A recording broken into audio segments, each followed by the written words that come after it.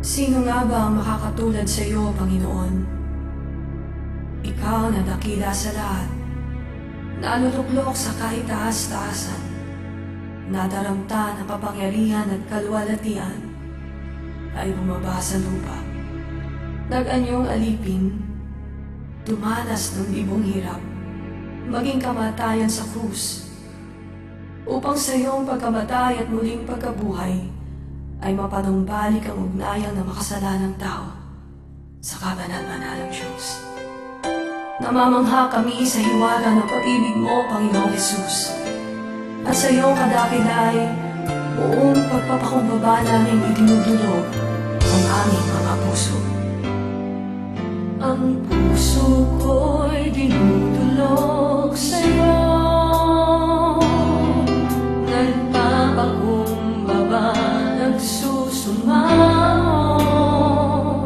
paging dapatin mo, ikaw ay mamasdan, makaniig ka at sa iyo ay pumisa. Ang puso ko'y dinudulog sa iyo, nagpapakumbaba, nagsusumamo, paging dapatin mo, ikaw ay mamasdan, makaniig ka at sa iyo ay pumisa. Loobin mo ang buhay ko'y maging banal mong tahanan, luklukan ng iyong wagas na pagsinta.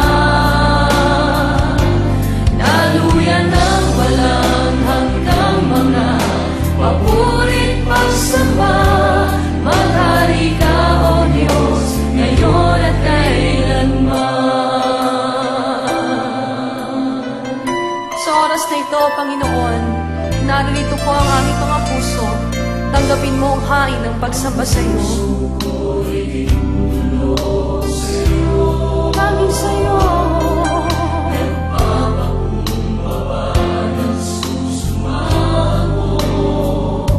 Paging dapatin mo, ikaw ay mamasdan, makaniig ka at sa iyo ay pumisa.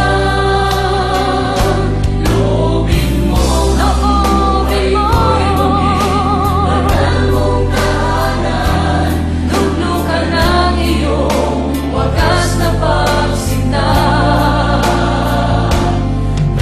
Ang langit ang iyong luklukan, O Diyos. Ang lupa'y tungtungan mo lamang. Subalit nananahan ka sa puso mapagpakumbaba.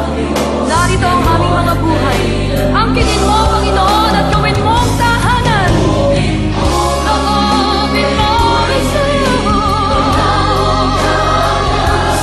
Luklukan ng iyong wagas na pagsinta. Daluyan ng walang hanggang mga papurit pagsamba, maghari ka, O Diyos, ngayon at kailanman.